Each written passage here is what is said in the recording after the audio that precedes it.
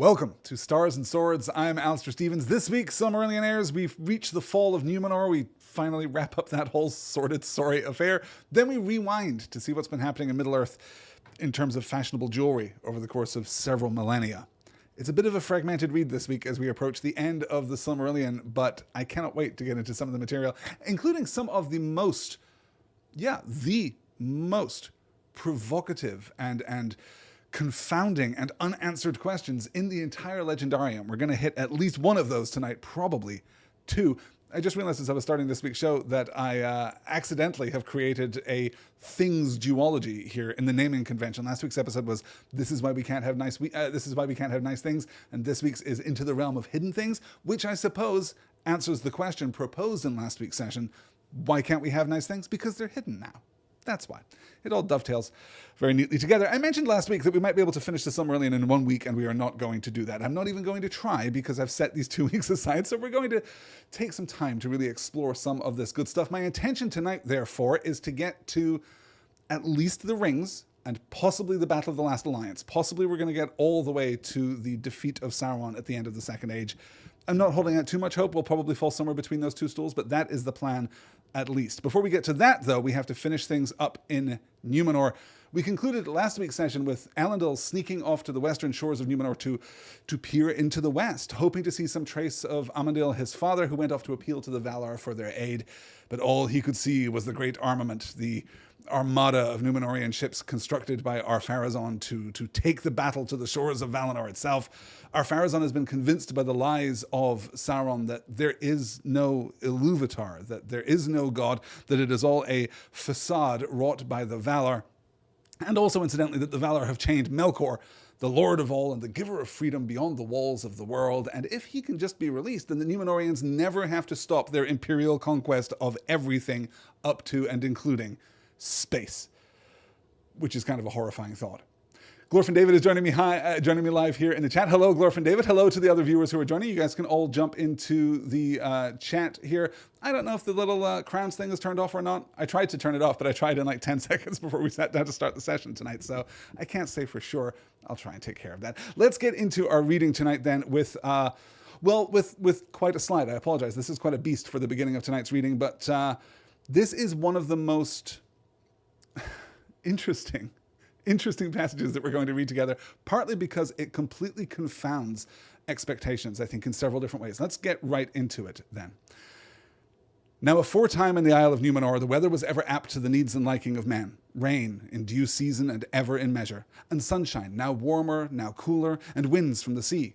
And when the wind was in the west, it seemed to many that it was filled with fragrance, fleeting but sweet, heart-stirring, as of flowers that bloom forever in undying meads and have no names on mortal shores.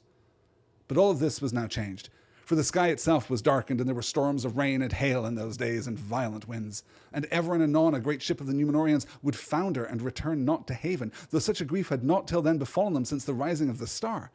And out of the west there would come at times a great cloud in the evening, shaped as it were an eagle, with pinions spread to the north and south, and slowly it would loom up, blotting out the sunset, and then uttermost night would fall on Númenor.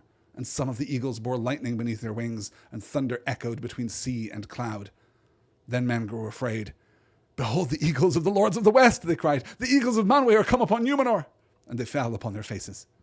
Then some few would repent for a season, but others hardened their hearts, and they shook their fists at heaven, saying, "The lords of the west have plotted against us. They strike first. The next blow shall be ours."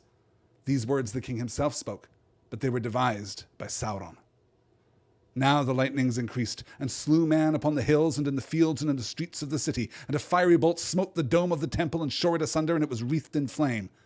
But the temple itself was unshaken, and Sauron stood there upon the pinnacle and defied the lightning and was unharmed. And in that hour men called him a god and did all that he would. When therefore the last portent came, they heeded it little, for the land shook under them, and a groaning as of thunder underground was mingled with the roaring of the sea, and smoke issued from the peak of Meneltarma. But all the more did Ar-Pharazôn press on with his armament.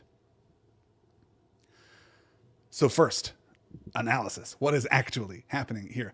The eagles that are coming out of the west in the first instance are clouds, not actual eagles. They are connected to or a product of this changing climate, right?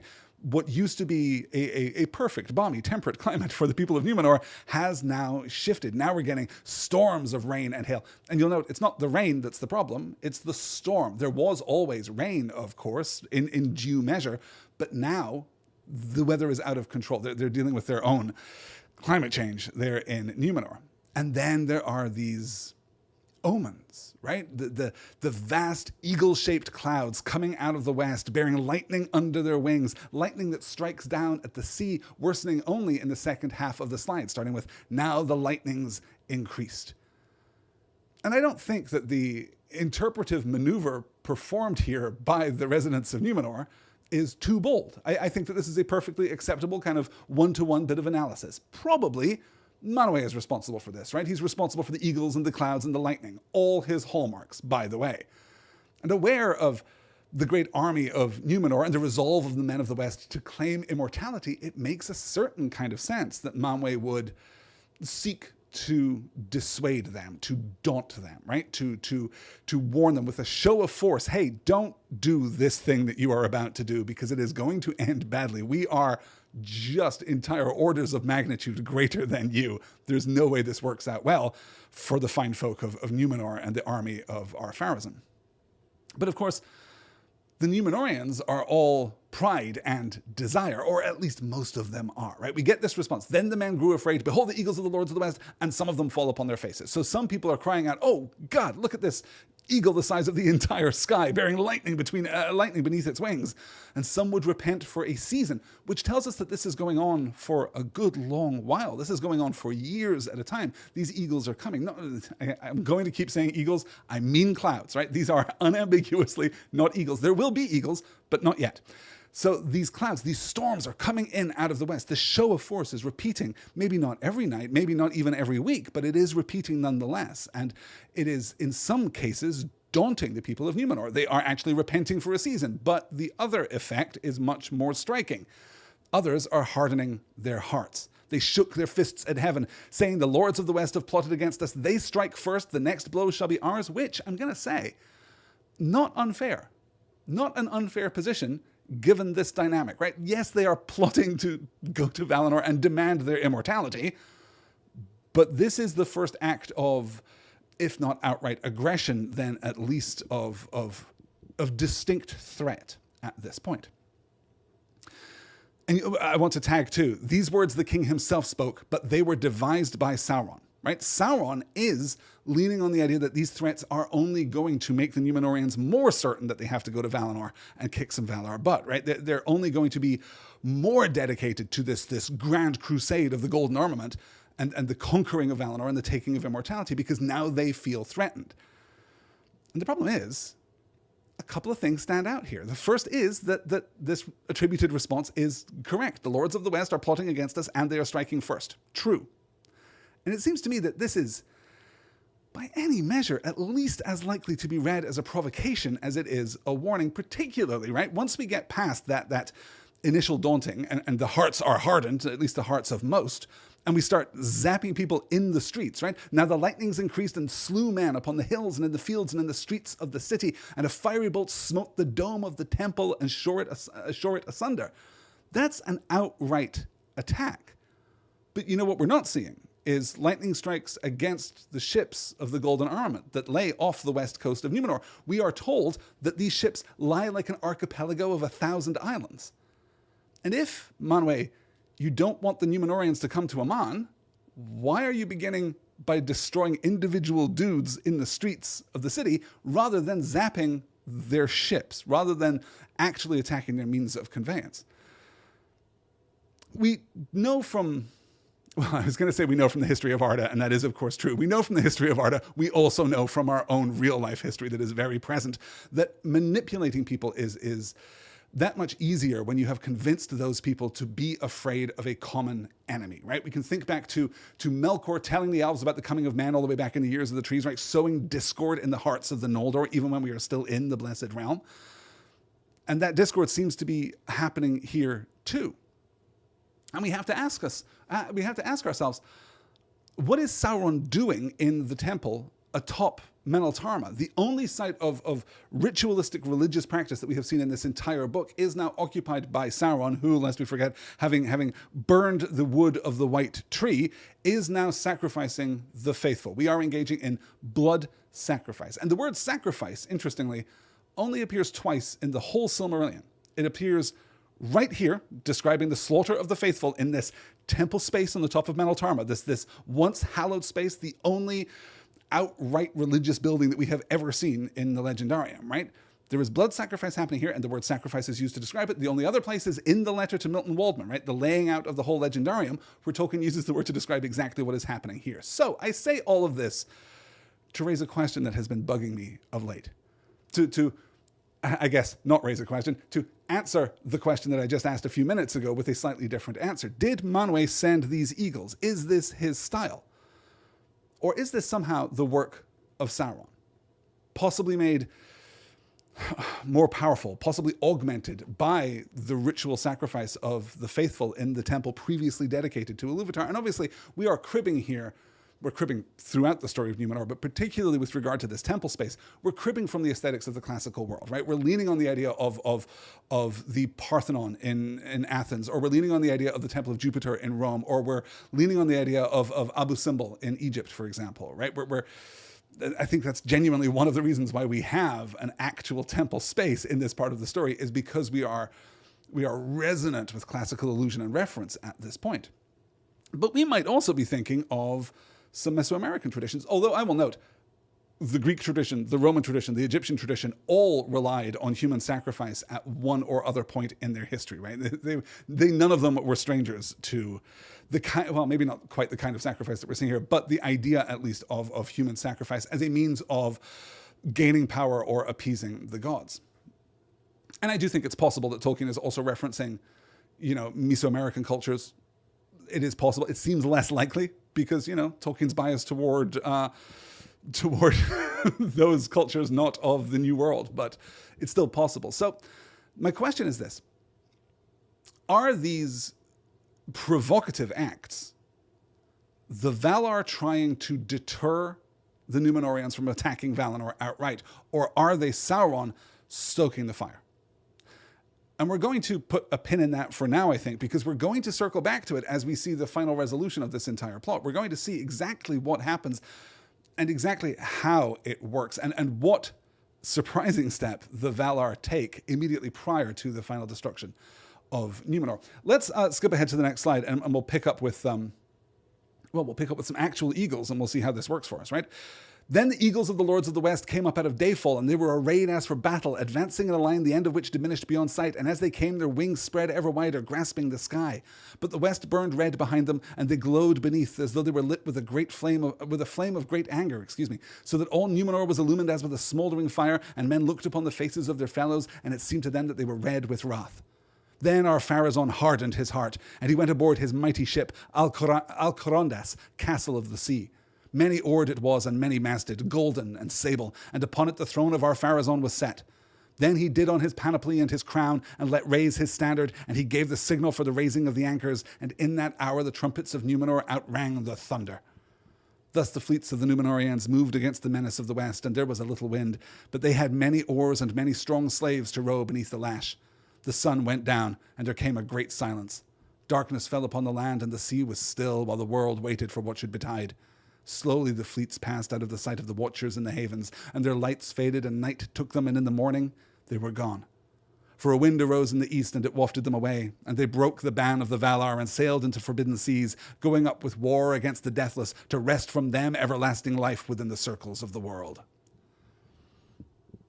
Now, I came into this describing, of course, yes, eagles in the west. It is less clear that we are talking just about clouds. I mean, obviously we are talking about clouds, right? We're still getting thunder. We're still getting the darkening, the underlight of the clouds from the sunset in the west, right? We're still getting some of these associated aesthetic effects that are happening here, but it's unclear to me whether or not there are also eagles here, whether we are also seeing the actual servants, right? The eagles of the Lords of West could still relate to Manwë's actual eagles, so we are certainly seeing the clouds too. So is this, I mean, just to reiterate, is this whole thing a plot by Sauron to incite action in the Númenóreans? Because the alternative, which isn't at all implausible, right, is that Manwë, looking out from Taniquetil, looking east across Tol Eressëa to the island of Númenor, looking east at the building of this great armada, this great fleet, this golden armament, having seen the decline of Númenorian civilization, Manwë looks out at all of this. Varda is beside him. He sees all. He hears all. And then he just really blows it. Like, he blows it as hard as anyone has ever blown it. He doubles down on this kind of objectively generous, yes, well-intentioned, yes, but objectively poor decision to reward the Númenorians for their time in the War of Wrath by giving them extended life, right? We discussed that a little last week. And then he doubles down by trying to intimidate the most arrogant and powerful culture the world has ever seen out of attacking him. Not with a real show of force, not with an unambiguous show of force, not with new emissaries, right? The elves have been sent in emissary to, the elves from Tol Eressëa have been sent in emissary to Númenor, but we haven't seen the actual elves of Valinor. We haven't seen actual Maiar. We haven't seen, heaven forfend, one of the Valar emerging, and we have to, at this point, kind of wonder why that is. The foe has been thrust through the doors at the edge of the world. He's been thrust out into the eternal night beyond Arda, and we don't know why the Valar are choosing not to show themselves at this point. There is a kind of implicit, at least, non-intervention happening here. That seems to be the policy. And if that is the policy, then again, we're confronted with the question, what the hell is he doing sending these giant storm clouds over the ocean to try and intimidate, you know, the greatest men who have ever walked on Earth? Partly the greatest men who have ever walked on Earth, of course, because of the rewards given them by the Valar themselves. Which is not to say that the Valar are responsible for what happens next wholly, okay? Evil may yield good, evil may be compounded by evil, but evil remains evil, as Mando says, right? And yet remain evil, as Mando says. And the actions of the tyrant king Ar-Pharazôn are themselves, objectively, evil. I do love the tone that we get here as we're taking on this it is an epic tone, right? It feels almost like biblical language, but not the biblical language of the Bible so much as the biblical language of swords and sandals epics of the 1960s, right? These kind of technicolor masterpieces like Ben-Hur and Spartacus, where we're really leaning on the idea of those initially capped proper nouns, right? We're really getting into it here. For a wind arose in the east and it wafted them away, and they broke the ban of the Valar and sailed into forbidden seas, going up with war against the deathless to wrest from them everlasting life within the circles of the world. It's pretty powerful stuff. You could totally see Charlton Heston playing one of the... Charlton Heston is Ar-Pharazôn, is maybe just like excellent head casting, I think. I want to call out very quickly here before we move on, the ban of the Valar, specifically the thing that they are breaking. I'm not sure that we all remember this detail. It's not don't go to Valinor per se. It is don't sail further west then you can and remain in sight of Númenor, right? You can only sail as far west as you can while still seeing Númenor, and it's that moment where they vanish over the horizon, right? Darkness falls upon the land, the sea is still, and the world waited for what should betide. That is because they are now out of sight of Númenor. Although I guess maybe not technically out of sight of Númenor, because we already established that from the heights of Men Eltarma, you can see Tol Eressëa, right? You can see Avalone there on the eastern side of Tol Eressëa. So I'm not quite sure how that mechanic works. I don't know exactly how illuminated the golden and sable flotilla of Ar-Pharazôn is, but certainly the intention is to break the ban, and the analysis seems to be to break the ban too. Galadra Becky's joining us in the chat. Hello, Galadra Becky. Thanks for making it tonight. So let's...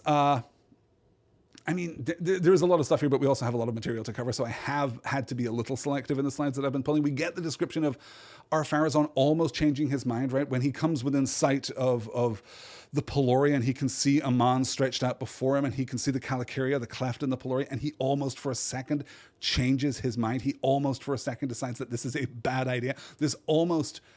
It's not even like the temptation. It's not even the possibility of redemption. It's like the acknowledgement that there could have been a possibility of redemption. It's a fascinating moment that we might be inclined to juxtapose with a similar moment that we get from Sauron in just a little while. Or I guess within the frame of the fiction that we had from Sauron 3,000 years ago, but we'll get to that when we move into the last chapter there. So they arrive at Aman, they put in their boats, they land on the shores, they set up a camp around Tirion upon Tuna, they encircle Tirion upon Tuna right there in the Calacaria, right there in the cleft of the Pelori, from which we are told all the elves have fled, right? They've already retreated, presumably into Valinor proper, into Valimar. And then we get the consequence of this action, the culmination of the story that is, as Tolkien acknowledged in his letters, kind of backformed from this moment of crisis, right? There's very little... I've praised Tolkien very often, probably in every single episode of this series, probably in every single podcast episode I've ever done about Tolkien. I've praised his ability to discover the story and his commitment to discovering the story, his commitment to exploring the world as he writes it. We're going to get the chance to talk later about Celeborn and about Galadriel and about the founding of Hollin and about, you know, all the cultures at that point and the creation of the rings, of course. And so much of that stuff just shows up on the page. So much of that stuff just arrives to Tolkien as he is writing it, and then he has to take time to understand it and integrate it into the Legendarium as a whole. But the thing about the Akalabeath, the thing about the fall of Númenor, is that it starts with this moment. It starts with the Atalantea, right? It starts with this Atlantis haunting that we've described before, these dreams that Tolkien had throughout his life of the great wave coming and washing everything away. And so we finally reach that moment of realization. And if the story of Númenor feels sketchy, particularly as it's presented to us in the Silmarillion, I think it is because it is, of all the stories that Tolkien ever writes, it's the one that begins with the ending and works backwards. And in that way, perhaps feels less completely developed than some of the earlier stories. Let's look at what actually happens here. In fact, yes, there we go. Because this is the very provocative culmination of everything that we were just talking about with regard to Manwë's choices or Sauron's culpability or whatever is happening here. Let's get into it. Then Manwë upon the mountain called upon Ilúvatar, and for that time the Valar laid down their government of Arda. But Ilúvatar showed forth his power, and he changed the fashion of the world. And a great chasm opened in the sea between Númenor and the deathless lands, and the waters flowed down into it, and the noise and smoke of the cataracts went up to heaven, and the world was shaken. And all the fleets of the Númenorians were drawn down into the abyss, and they were drowned and swallowed up forever. But Ar-Pharazôn the king and the mortal warriors that had set foot upon the land of Aman were buried under falling hills. There it is said There it is said that they lie imprisoned in the caves of the forgotten until the last battle and the day of doom. But the land of Aman and Eressëa of the Eldar were taken away and removed from the reach of men forever. And Andor, the land of gift, Númenor of the kings, Elena of the star of Eärendil, was utterly destroyed. For it was nigh to the east of the great rift, and its foundations were overturned, and it fell and went down into darkness, and is no more. And there is not now upon earth any place abiding where the memory of a time without evil is preserved.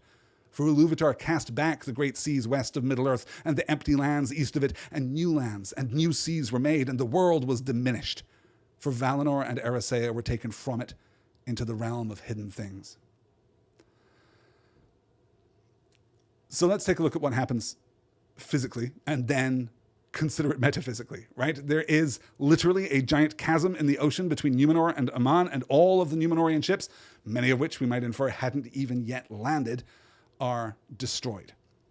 The Númenorians who had landed are buried by falling hills. Remember that they are camped around Tirion in the Calacaria, the deep cleft between the northern and southern spurs of the Pelori, the mountains of which Taniquetil is a part, right? These barrier mountains that always protected the interior of Valinor from the depredations of Melkor back when he was in Middle-earth. And it is at this point that Ilúvatar changes the nature of the world. He transforms the previously flat world of Arda into a sphere, filling the rest of the surface with, as we learn here, new lands and new seas. There is now just simply more geography than there used to be. But despite all these new lands and all these new seas, Valinor and Tol Eressëa are gone, and the world is thus diminished. This is a few things, right? This is an etiological myth for why the world is round. This is a transitionary myth from Valinor as a real place in the world and Valinor as a kind of fairy realm, a kind of place beyond, right? One of the hidden places, a magical world that we might only reach by the craft and the skill and the knowledge of the elves, or by sheer chance, by raw luck, by moments of fleeting and fragile eucatastrophe, right? Odd sailors, like it is a Bermuda Triangle of sorts, right? Odd sailors. Amelia Earhart might have wound up taking accidentally the straight road to Valinor. I think it's really interesting here to consider the fate of Ar-Pharazôn and his men. There's a school of thought, right, that suggests that this is ironic. This is deeply ironic, that Ar-Pharazôn gets exactly what he is looking for in a monkey's paw kind of way. Oh, immortality, you say? Sure, you can have immortality in the caves of the Forgotten.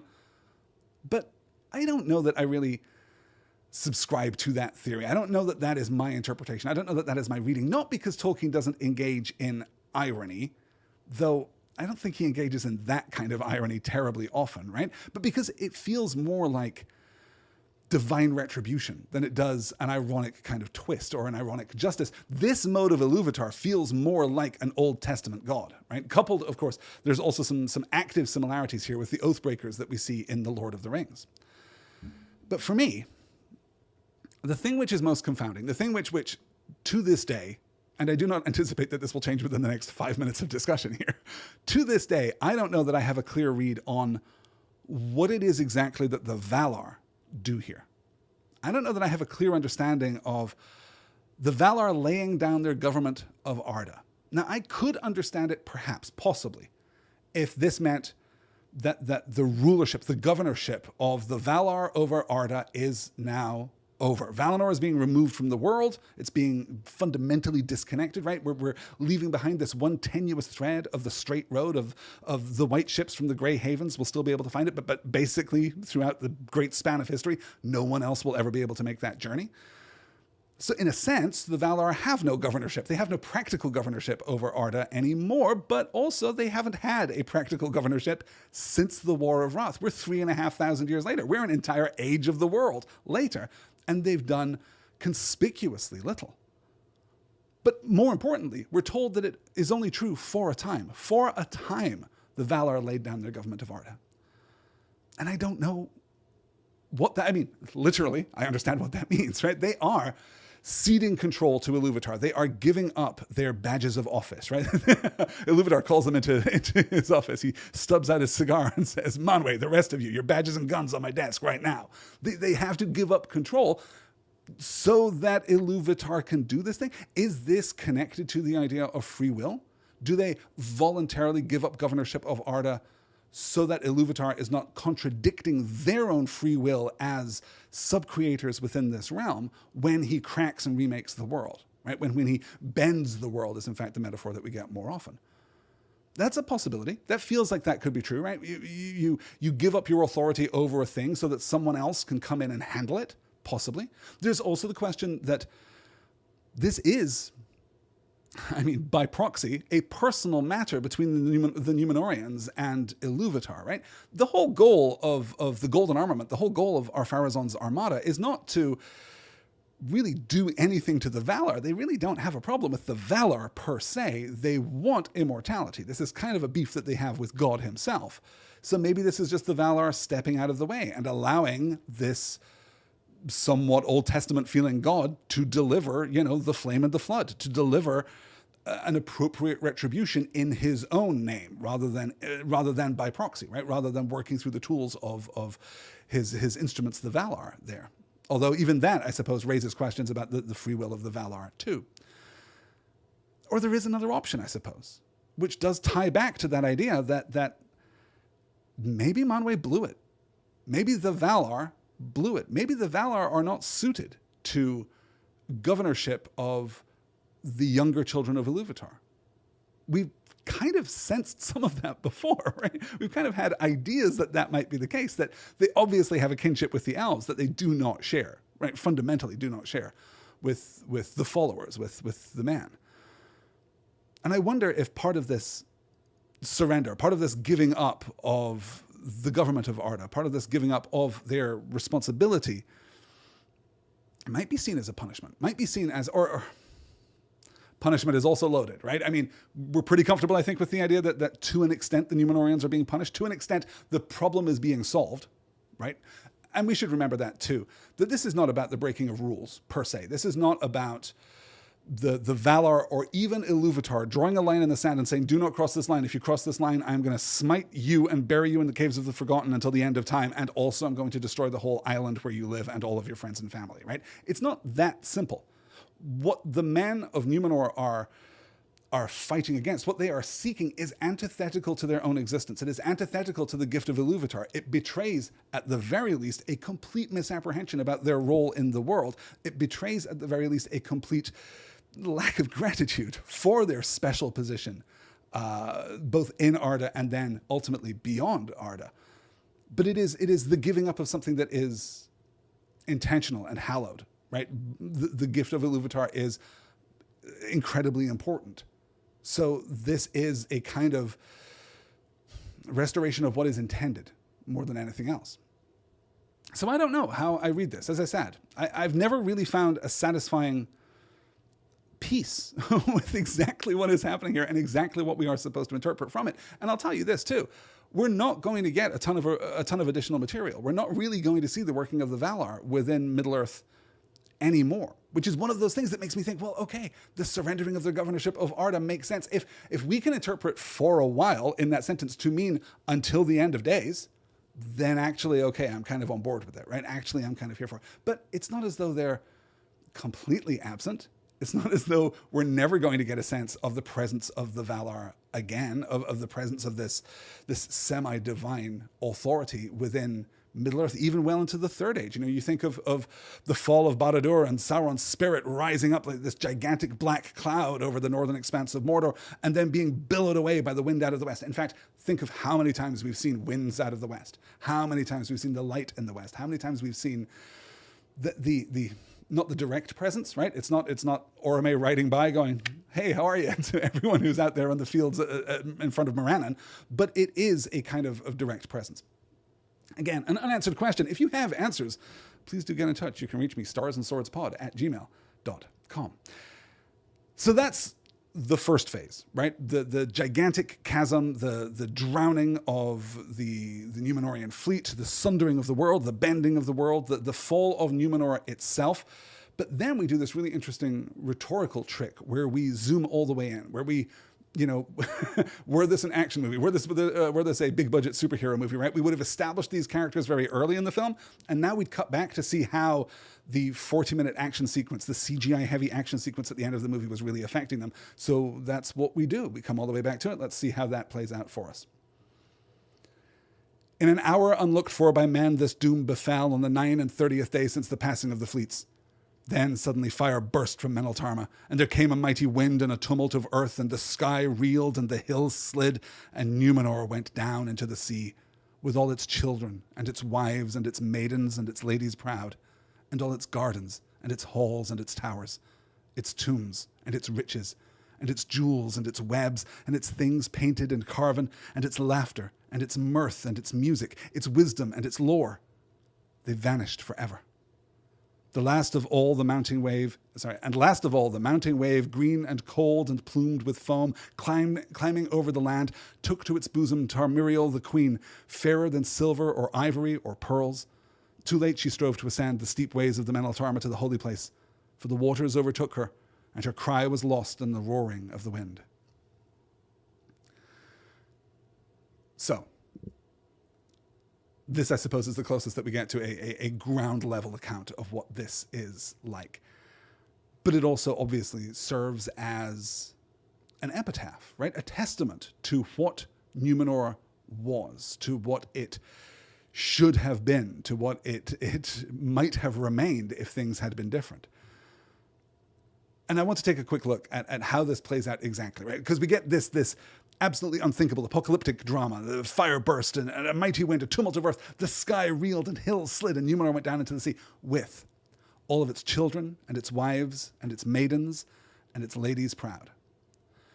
We're not thinking there, our focus is conspicuously not on the men of Númenor, right? It is on the women and children. We're echoing this kind of romantic idea that the women and children ought to be saved, that the women and children ought to be preserved, right? Had this been the Titanic, there would have been, the ships of Elendil would have taken the men, would have taken the women and children first off of Númenor as it was descending slowly over the course of many, many hours while the band plays on, right? We would have rescued these, but there is no rescue here.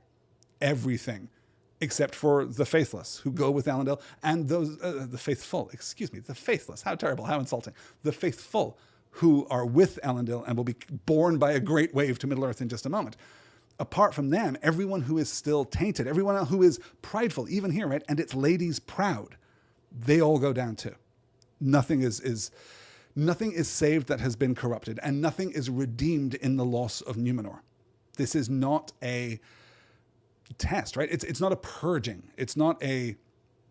Yeah, that's maybe the best way of putting it. It is not a purgatorial experience for the people of Númenor. It is too late to have a change of heart.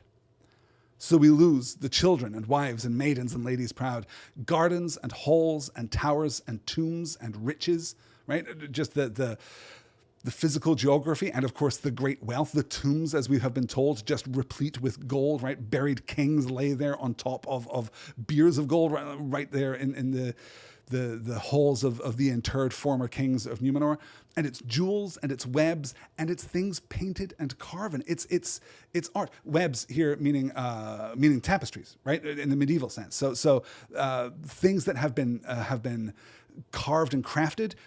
Jewels that have been faceted, right? We're so accustomed to jewels within the pages of the Silmarillion being crafted things rather than, irregular lumps of mineral pulled out of the earth. They've been fashioned.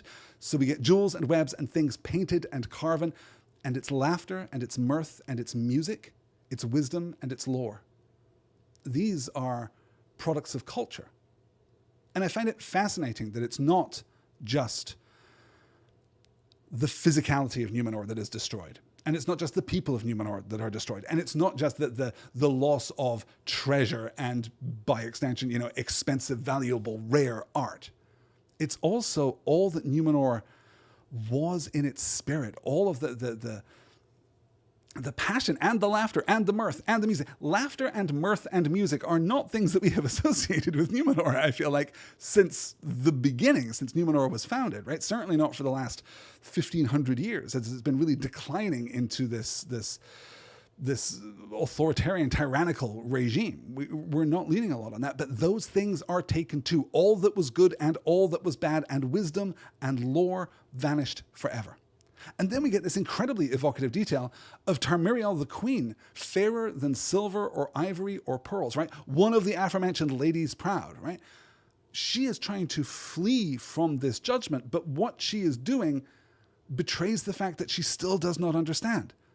Why is she trying to climb to the temple at the top of Meneltarma that has been so completely corrupted by Sauron? That is now, if anything, the most corrupt place in all of Númenor. Right? This place that has seen the burning of the tree, the burning of the wood of the white tree, and all of this human sacrifice. To Glorfin David calling out in the chat here, not the gardens. I know the gardens. He even took the gardens and things painted and carven. How dare? I mean, what are we even doing? But you know what? I do think that there's something there, right? The stewardship too. These things which have been nurtured, these things that have been created, these things that have been, these things that have shown proper inhabitants, right? With a CE, proper care of the people of Númenor. I think that it's a powerful and haunting testament to the people of Númenor as they were and could have been, but also it's a stern rebuke to what they became. And then we get the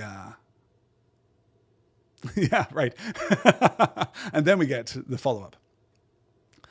For the Dunedain held that even mortal man, if so blessed, might look upon other times than those of their body's life, and they longed ever to escape from the shadows of their exile, and to see in some fashion the light that dies not. For the sorrow of the thought of death had pursued them over the deeps of the sea.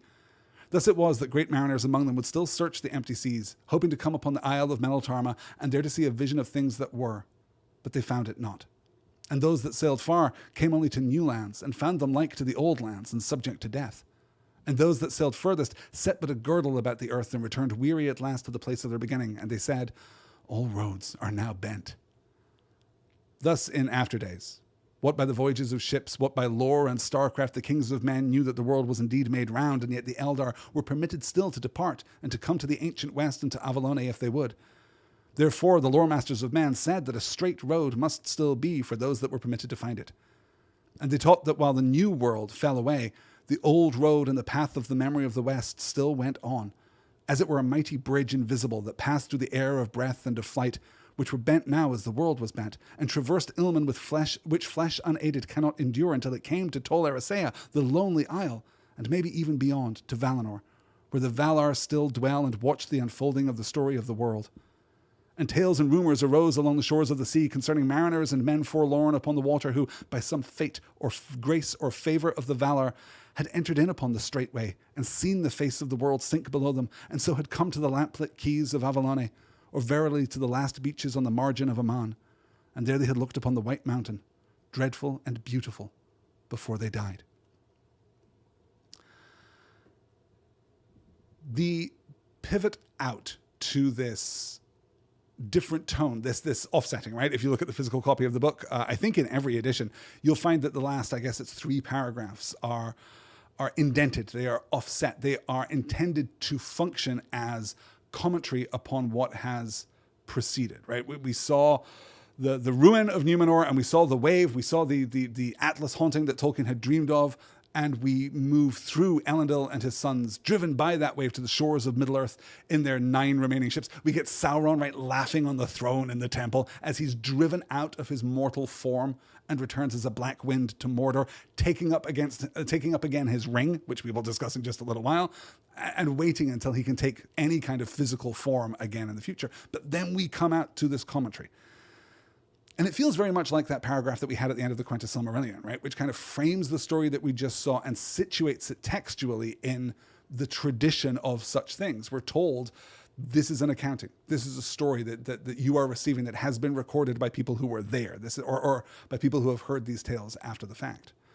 But this isn't just an accounting like the accounting that we get at the end of the Quenta. This bespeaks something more powerful. The first thing, of course, I think that we get from this is an allowance for the future the future textual history, right? The future history of the documents which are combined into the pages of the Silmarillion, right? Because one of the frame stories that Tolkien liked to use was the story of an Anglo-Saxon sailor somehow winding up in Valinor, winding up in Tol Eressëa, and being told the stories of the Elder Days and then carrying them back. That is a thing of which Tolkien was extremely fond, and might have been. I believe that Christopher has said that he wishes that he had included some of that framing structure in the story, in the published bound volume of the Silmarillion.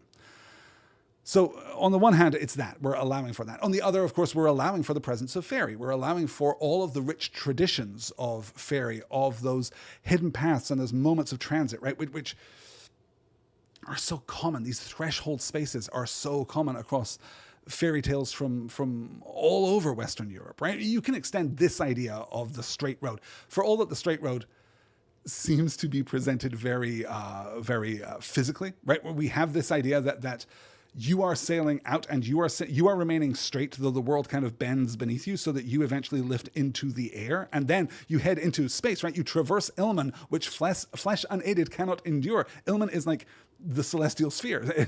Ilmen is space, not in the sense of being, beyond the doors of night, but in the sense of being very high up in the air, right? Ilmen is that region where the sun and the moon, in the previous cosmological conception of Arda, that's where the sun and the moon traversed, right? So there is the sense that it is physically high up and beyond the sphere of Arda, but it's also, of course, playing in this metaphorical sense of a pathway to fairy, right?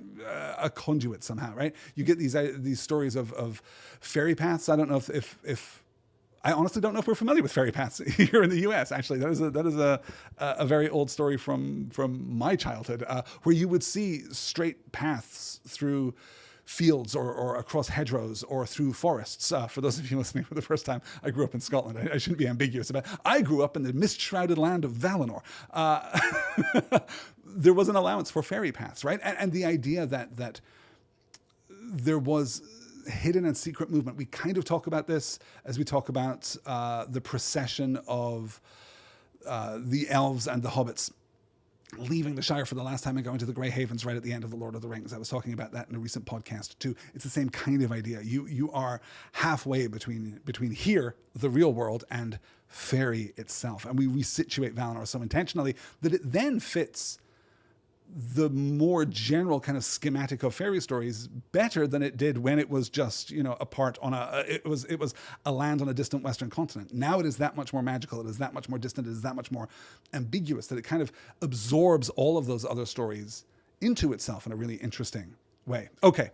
I'm 45 minutes in, and we are now finishing up the apocalyptic, and we are about to get into the Rings of Power and the Third Age. And we're going to spend just a second here framing this out, because I think that a lot of people get this a little mixed up for a very clear reason, which I'll get to in just a moment. But it can be hard to keep the Second Age of Middle-earth straight. It really can. In part because we gloss the first half of the age in the apocalyptic with the foundational history of Númenor. And then we, the first half, I should say, the first 85%. And then we radically decelerate into the stories of Elendil and Ar-Pharazôn, right? We get the unfolding of that story in much more detail, but still not an exorbitant amount of detail. Then we transition into the Rings of Power in the Third Age, and you might be thinking, oh, now we're into the Third Age. That makes a lot of sense. Maybe the drowning of Númenor is the last act of the Second Age. And it's absolutely not, because what we do right now is rewind like 1,500 years. We go back a long, long, long way. So, we go back even further than that, and then we kind of gloss back up to the middle of the Third Age. So we should try and keep the timeline straight as we move forward, right? Númenor is drowned in 3319 of the Second Age. And here, at the beginning of the last chapter of the Silmarillion, we go all the way back. We give that rough sketch of like the first half of the age, the diaspora of the residents of Beleriand, the settling of Lindon. We get just the broadest strokes of all of that to kind of keep you rooted in the timeline. Sauron declares himself in Mordor in 1600 of the Second Age, when Barad-dûr is completed and the One Ring is forged. That is the year 1600. Númenor is not going to sink for a long, long time to come, like 1700 years past that point, right? It is more than a century later when he gets kicked out of the ruined realm of Eriador by the Númenóreans under King Ministir, the 11th king of the Númenóreans, who is mentioned in the apocalyptic, but of whom we get very few details. We do not really get, in the reading of the apocalyptic and the history of Númenor, the bit of the story where Ministir goes across to Eregion and kicks Sauron's butt so hard that he winds up back in Mordor, right? We just don't get that part of the story.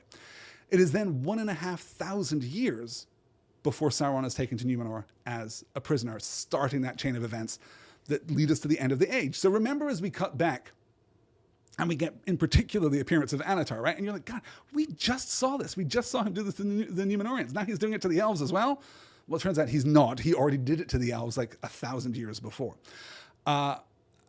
This is particularly compounded, I think, for some modern readers, people who might be coming to the Silmarillion after watching The Rings of Power on Amazon, who play so fast and loose with the timeline that they are basically not playing with the timeline at all. They are, within the span of that show, scrunching together like 4,000 years of history, right? 4,000 years across the span of the Second Age and the Third Age, just scrunching it all up into a ball and bouncing it around for whatever narrative effect they can get from that. I've never, certainly not publicly, used the verb scrunching before, but I'm kind of glad that I did. I think that it fits at this point.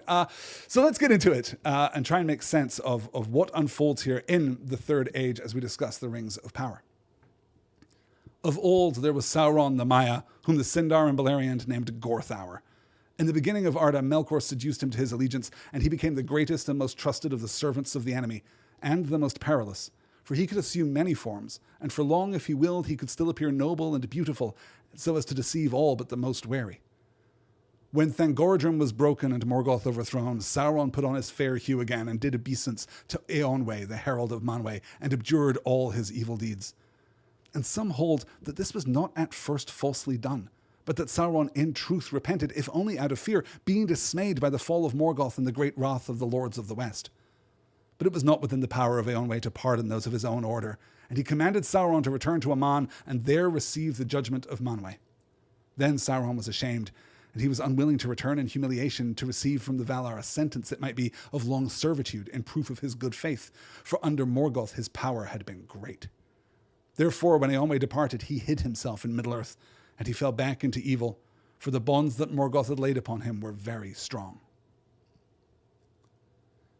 So let's add to this. I guess we're adding two small details, one to a previous discussion and one to our current discussion. The previous discussion is, which of the Valar were present in the War of Wrath? Was it any of them? Because this again is suggesting that Eonwe is kind of acting as Manwë's representative in Beleriand. And I think we could be pretty confident, even back when we were discussing the ruin of Beleriand, that Manwë himself was not present. But Orome's not there. Tukas isn't there. Like, no one's come over to take care of some business. It's just Eonwe and a bunch of other Maiar, presumably, along with the armies of elves and man. The other thing that we might observe here, since we're just delighting this evening in talking about the many failures of Manwë, alternative title for this week's session, could someone not have gone to Beleriand? Could someone not have gone? Could Nienna not have gone out to Beleriand and confronted Sauron directly and taken this moment of possible redemption, taken this moment, which some say, right? Some hold that this was not at first falsely done, but that Sauron in truth repented. Could we not have sent a personal representative, a liaison to Beleriand to take care of business, to give it that personal touch? Bring a fruit basket, sit down for a long conversation, really kind of hammer out the details of what this is going to look like if he returns to Valinor and he faces judgment. Feels like a missed opportunity. It also feels like an echo of what we were just discussing with Ar-Pharazôn, right? When Ar-Pharazôn first comes within view of Aman and has that moment of, maybe this is not the right thing to do. And he too misses out on the possibility. And I was talking so recently about redemption, right? Talking about sin and redemption, talking about crime and punishment on the one hand and sin and redemption within the world of Tolkien on the other. And it is true that we get some great moments of redemption, right? Boromir is going to stand out in the Western fantasy canon basically forever as a great moment of failure and then moment of redemption. We don't get to redeem our tragic heroes very often with that kind of efficacy and immediacy and narrative power. But one is left when one looks across the whole landscape of Tolkien's work with very few moments of actual, real redemption. Maybe that's a topic for another time. I'm glancing again at the clock and thinking we probably don't have time to go too deeply into that right now, but I'm fascinated by it. I'm fascinated that we take the time to offer Ar-Pharazôn this get out of jail free card. Just don't go to Valinor. Just turn around and everybody's going to be fine. Go deal with Sauron instead. We give the moment to Sauron here, right? Just don't be so prideful that you cannot face the possibility, not of judgment or of ridicule or of public embarrassment, right? Not being put on trial, not having to stand on Izelahar right there in Valmar and face the judgment of all the Valar arrayed around you, but it's the loss of power. He doesn't want to have this sentence of long servitude and proof of his good faith, for under Morgoth his power had been great. He just doesn't want to give it up. It's interesting how often we get these opportunities that aren't then landed. It's been a minute since we've had Gorthauer here, so I'm going to gloss that again for you. That means terrible dread. It is basically the same etymological root as the name Sauron itself. So, Sauron hides himself away in Middle-earth, for the bonds that Morgoth had laid upon him were very strong, and we're going to spend 3,000 years of the Third Age kind of dealing with him again. Kind of dealing with him a couple times, honestly. But for now, let's skip out and take a look at the elven kingdom of Eregion. Others of the Eldar there were who crossed the mountains of Ered Luin in that age and passed into the inner lands. Many of these were Teleri, survivors of Doriath and Assyriand, and they established realms among the Sylvan elves in woods and mountains far from the sea, for which nonetheless they ever yearned in their hearts. Only in Eregion, which men called Hollin, did elves of Noldoran race establish a lasting realm beyond the Ered Luin. Eregion was nigh to the great mansions of the dwarves that were named Khazad-dûm, but by the elves Hathodrond, and afterward Moria. For Ostin Ethil, the city of the elves, the high road ran to the west gate of Khazad-dûm, for a friendship arose between dwarves and elves, such as has never elsewhere been, to the enrichment of both of those peoples. In Eregion, the craftsmen of the Gwaithar Myrdain, the people of the jewelsmiths, surpassed in cunning all that have ever wrought, save only Feanor himself. And indeed greatest in skill among them was Celebrimbor, son of Curufin, who was estranged from his father and remained in Nargothrond when Celegorm and Curufin were driven forth, as is told in the Quintus Silmarillion. Eregion is founded in the year 750 of the Second Age, by which time there have been kings in Númenor for like 700 years, right? So we're still very early in the Second Age when this happened. Eregion is usually thought to have been founded by Celebrimbor, the mentioned here son of Curufin.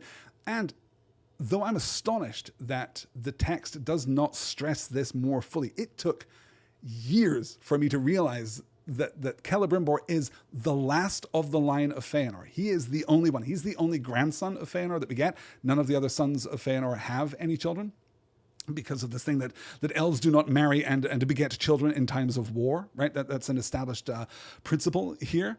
So Celebrimbor is the last one. And we're so focused on Maglor and Maithros and the aftermath of the third kinslaying that we don't really think about it at the time that Celebrimbor is out there in Nargothrond, right? Having turned his back on the foul deeds of his father. He rejects his father's... This is back in the story of Beren and Luthien, which is the only other time that Celebrimbor is mentioned in the entire book, right? The narrative tells us that he rejects the deeds of his father Curufin and remains in Nargothrond when Curufin and Celegorm are exiled by King Orodreth. And what is fascinating about Celebrimbor is exactly what I was talking about earlier, right? It is this process of discovery. He is a product of the process. He shows up first in a very early draft of a chapter entitled The Mines of Moria, which is obviously going to turn over long years into the published chapter. But I think that draft is written, it might even be pre-1940. It might be like 1939. It might be immediately post The Hobbit. He sits down to start writing a version of The Lord of the Rings and gets to Moria, and that is when he realizes the character of Celebrimbor, because it's the credit on the Hollin Gate, right? It's the credit on the... let me cut back to my camera here just so I can show you. I don't know if it's showing up tonight. Yes, right here beside me, I have my little filigreed illustration of the Hollin Gate right there. That's where Celebrimbor shows up, because he's the one who wrote those letters. He then gets added into, as Tolkien then much later comes back to The Lord of the Rings and starts rewriting it again from the beginning, he gets added into the Council of Elrond as the acknowledged creator of the Rings of Power in the first place. And then after the publication of The Lord of the Rings, he is a pivotal character in a text called The History of Galadriel and Celeborn, which is included in Unfinished Tales, which is a part of Tolkien's ongoing effort, basically a lifelong effort, to figure out what the deal is with Galadriel. He never really settled on a version of Galadriel's story that completely fit the Legendarium and was personally satisfying, right? According to that story, Celebrimbor crafts the Elisar too, right? He crafts the elf stone that will pass from Galadriel to Celebrian to Arwen to Aragorn on the moment of his coronation. Celebrimbor will later, we're told, be captured by Sauron during the sack of Eregion and forced to reveal the locations of the Lesser Rings, but not, crucially, the three. He is killed, and if you read the version in Unfinished Tales, it gets bloody and graphic. His body is pierced with arrows, and then it is mounted upon a flag standard. It is borne as a banner by the forces of Sauron. It's pretty tough. It's pretty grim. And thus also, just to add insult to injury, thus passes the line of Feanor from the world. Like, that's the last terminal punctuation there on the story of Feanor. I've mentioned it before too, but he is also I was going to say the lead character. In some sense he is. In some sense he is the motive plot force in the video games Middle-earth, Shadow of Mordor, and Shadow of War, and I'm not even going to go into the lore of that because that is bananas. Let me show you the map here so that we can see. This is taken, of course, from the fine folks at lotrproject.com. Just a fantastic interactive map. I know that I have recommended it no less than a dozen times in the span of this podcast series, but go check it out and play with it. Sometimes I just go and click around a little bit and see if I can find things that I've never seen before. It's been a while since I have, but maybe someday I too will be able to find that echo of Valinor out there in the ocean, right? I'll be able to find that straight road that will take me somewhere that I have never been before. So Eregion, we are told, exists. You can see it right here on the map, labeled Hollin here. It is bounded on the western side by the by the Brunnen. Of course, my brain was giving me Brandywine, and I had to just stick with it until it went away. Yes, by the Brunnen there, right, which obviously runs from the ford down from Rivendell. It is apparently bounded on the northern side by a row of low hills about 140 miles south of Rivendell. So, probably in this crack here between the word misty and mountains, and then on the other sides by the rivers, and then by the cliff face of Moria itself. The cliff face of the Holland Gate is its eastern boundary. I don't remember, speaking of Galadriel, I don't remember if I've mentioned this before, but I find this particularly moving. Tolkien's last writing on the Legendarium, the very last thing that he wrote that is a contribution to this expanded mythology, it was written in August of 1973, and the subject was Galadriel. It went some distance toward actually disentangling her from the story of Feanor, having her take up arms against Feanor during the kinslaying at Aqualonde, really kind of repositioning her as more of a principled innocent rather than a character in need of redemption. I don't know how that would have played out. Christopher seems to believe that it would have kind of had this cascading effect through the motivations of many of the major players of the Silmarillion. But I'm not sure what we make of that, but I find it incredibly touching that even a month before he died, he was still wrestling with the story of Galadriel. And of course, as Glorfin David says in the chat, we must acknowledge he never met Becky. Galadra Becky, greater than Galadriel. I think that's well established by this point. So this is what we're talking about. This is the region of Eregion, as I say, mostly under the command, in some cases, right, of Celebrimbor. In some cases under the command. In some cases it is explicitly founded by Galadriel, who then kind of lives there for a little while before moving on to Lothlorien. Yeah. Okay, so let's get into our description of Anatar. We've only got 2 more slides until I get to the rings, which is where I said I wanted to get to tonight. So let's do that. Seeing the desolation of the world, Sauron said in his heart that the Valar, having overthrown Morgoth, had again forgotten Middle-earth, and his pride grew apace. He looked with hatred on the Eldar, and he feared the men of Númenor who came back at whiles in their ships to the shores of Middle-earth. But for long he dissembled his mind and concealed the dark designs that he shaped in his heart. Man he found the easiest to sway of all the peoples of the earth, but long he sought to persuade the elves to his service, for he knew that the firstborn had the greater power. And he went far and wide among them, and his hue was still that of one both fair and wise. Only to Lindon he did not come, for Gil-galad and Elrond doubted him at his fair seeming, and though they knew not who in truth he was, they would not admit him to that land. But elsewhere the elves received him gladly, and few among them hearkened to the messengers from Lindon bidding them beware. For Sauron took to himself the name of Anatar, the Lord of Gifts, and they had at first much profit from his friendship. And he said to them, Alas, for the weakness of the great! For a mighty king is Gil-galad, and wise in all lore is Master Elrond, and yet they will not aid me in my labors. Can it be that they do not desire to see other lands become as blissful as their own? But wherefore should Middle-earth remain forever desolate and dark, whereas the elves could make it as fair as Eressëa, nay, even as Valinor? And since you have not returned thither as you might, I perceive that you love this Middle-earth, as do I. Is it not then our task to labor together for its enrichment, and for the raising of all the elven kindreds that wander here untaught to the height of that power and knowledge which those have who are beyond the sea? The desolation of the world, the devastation in the aftermath of the War of Wrath and the ruin of Beleriand, causing this dark age to fall over Middle-earth. Desolation, of course, meaning emptiness as well as the aftermath of destruction. But we're playing with the idea here that Sauron is discerning in the world the absence of the Valar, which, check, seems fair, actually. Seems pretty solid. They have been busy out in Númenor. They have been busy raising an island and making it really super nice. And Yavanna's taken over all the seedlings, and Aule's anchored it to the bottom of the ocean. That looks really solid. That anchoring is probably going to hold for like a good couple thousand years, I would say. The Valar have been busy out there, but they have not returned to Middle-earth. So, again, timeline stuff. Sauron begins building Barad-dûr in Moria around the year 1000 of the Second Age, and then he begins, while that work is taking place, he begins going out into the world. He's traveling among the elves. He's taking his fair form. He goes all the way up to Lindon, and Gil-galad and Elrond kind of side-eye each other and say, nah, I don't like this guy. Not this one, though.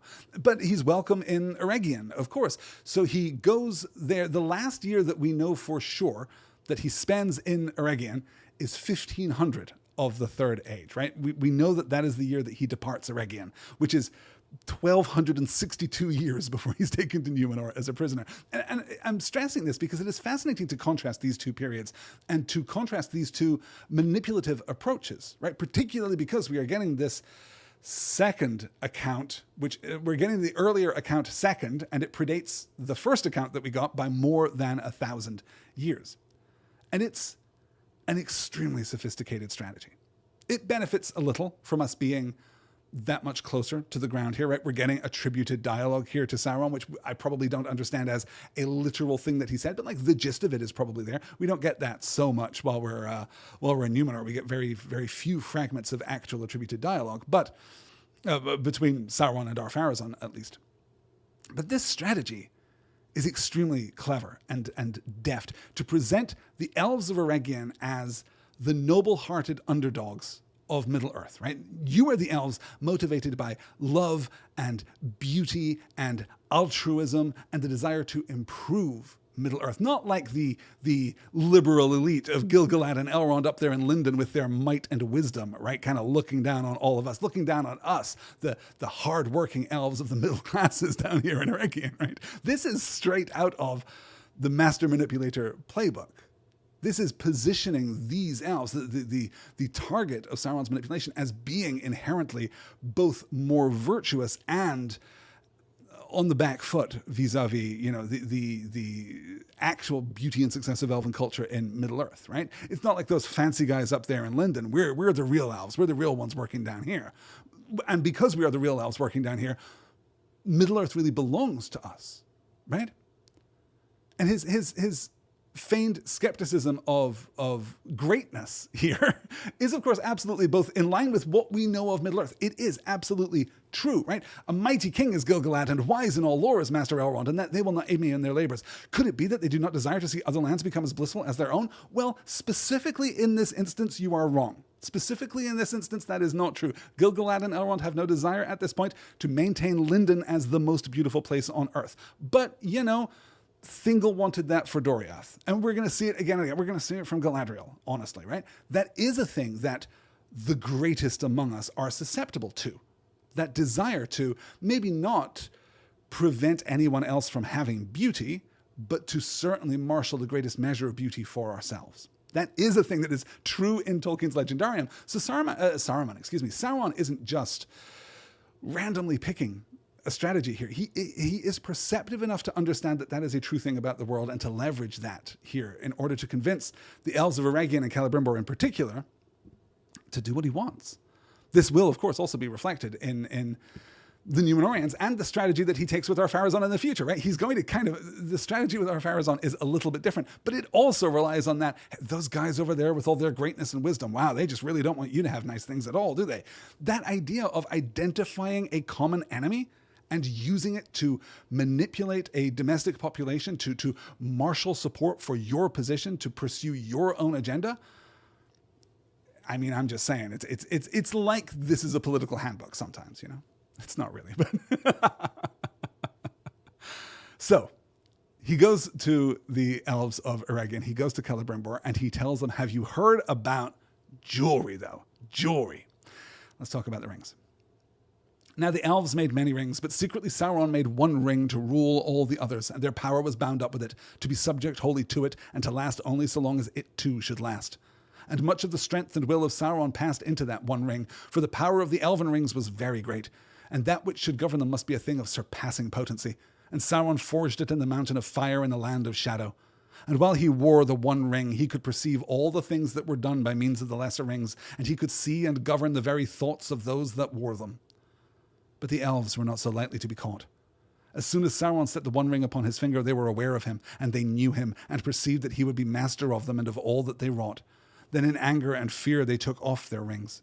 But he, finding that he was betrayed, and that the elves were not deceived, was filled with wrath. And he came against them with open war, demanding that all the rings should be delivered to him, since the elven smiths could not have attained to their making without his lore and counsel. But the elves fled from him, and 3 of their rings they saved, and bore them away, and hid them.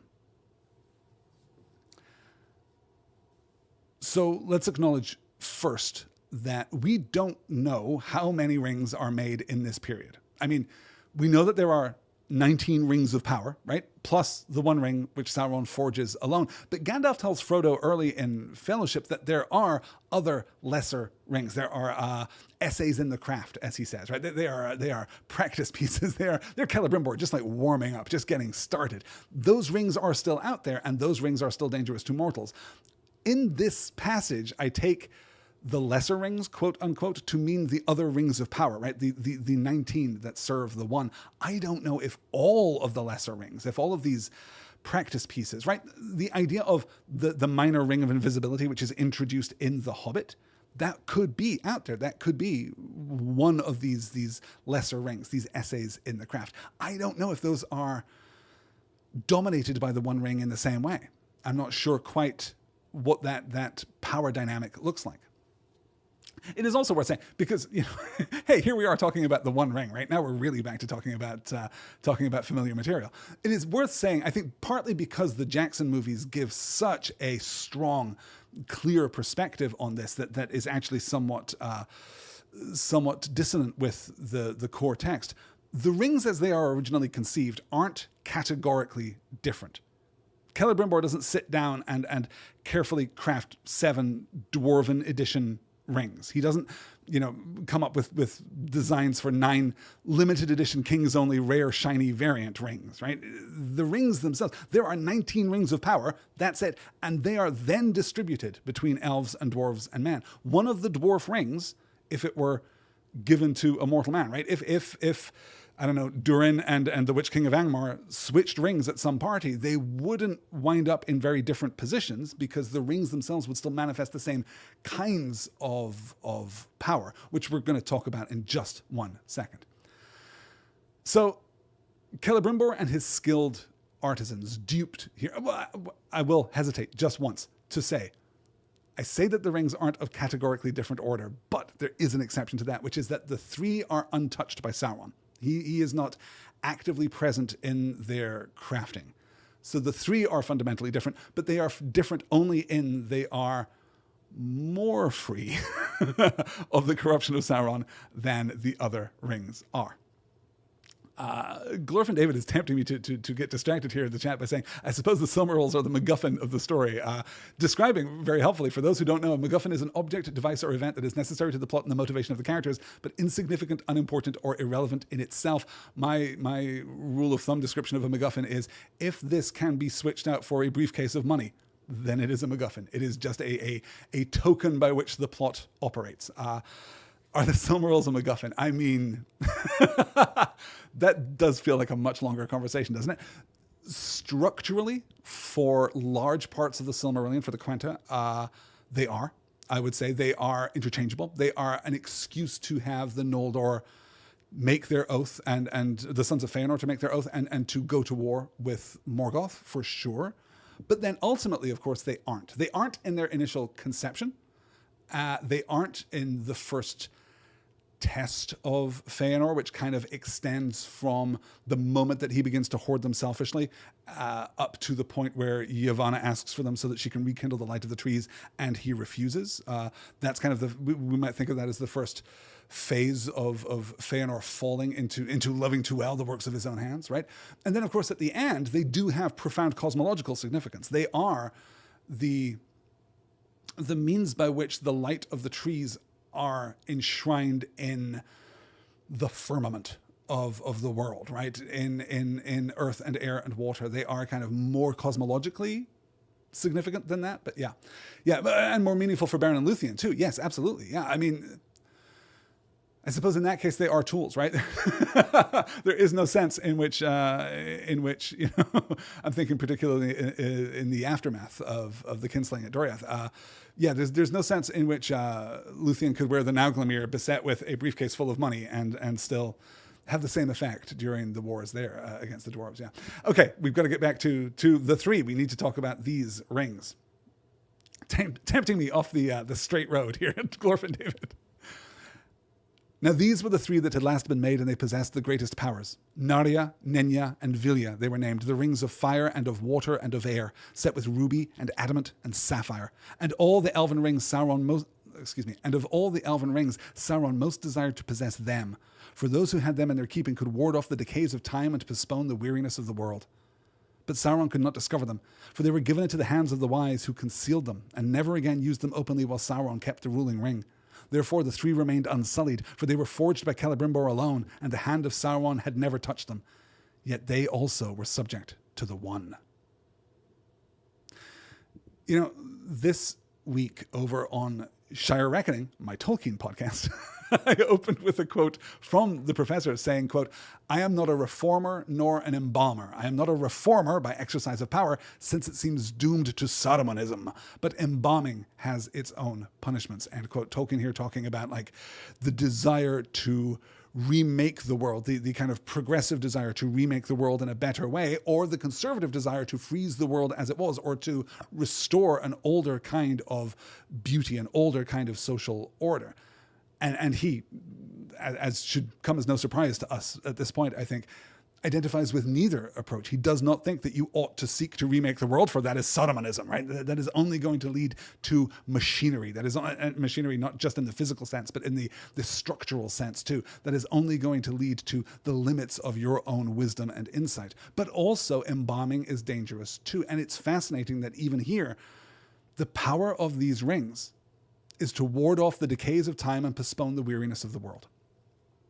Now, I wonder about this, right? I'm unsure about this, because it does seem clear that these rings are the most powerful. They are the last that are made. So Celebrimbor is just getting better and better and better. He's turning out really top-tier jewelry at the end of his time here in Eregion. And they do seem to have these specific powers, but I wonder how much of the powers associated with these particular rings, I wonder how much they are connected to just the fact that they are being born by the wise, by the fact that they are being born by elves in the first instance, and then, of course, a certain wizard will bear one of the rings later. We'll talk about that when we get to it, yeah. Galadriel is saying, "I never noticed that Nenya had echoes of Nienna, so linguistic connections with water and tears." Absolutely, yes, right? Yes, perfect. Perfectly observed, yes. So we're looking here at the nature of the rings themselves and the ways in which these powers manifest, apparently amplifying the underlying nature of the bearer of the ring. Right? This is one way of understanding what the rings do. It's a question as old as the Lord of the Rings. Why does Sauron's incredibly powerful and significant One Ring, why does it make you invisible? Why is that apparently all that it does, at least in practice? And one way of understanding this is that it amplifies those kind of fundamental desires that are so true to your nature that they are inextricable, that men with rings that amplify their power live forever. They lean into that innate human desire for immortality, right? Part of the paradox of the second-born children of Iluvatar, part of the paradox of the marring of Arda by Melkor. They yearn for this longer life, thus they fade and become wraith-like. The dwarves want beauty and wealth because the dwarfs value beauty and wealth because they themselves were crafted by Aule. They value beautiful crafted things, and that goes too far and develops into greed and into, it is said that at the heart of every dwarven hoard there is a ring of power, right? And that eventually collapses into dragon sickness, into all of the, well, we'll talk about that over on Shire Reckoning as we move through the pages of The Hobbit, for sure. And the elves get this power to preserve, to maintain, to forestall this natural decline, to embalm, as Tolkien says, which may be a product of these rings as they are designed. Celebrimbor might have just really wanted rings that could do that for some reason, right? To heal the decays of the world, right? To ward off the decays of time and postpone the weariness of the world. But that also seems peculiarly elven. It seems appropriate that would be the power of the ring that Galadriel is wearing, that would be the power of the ring that Elrond is wearing, right?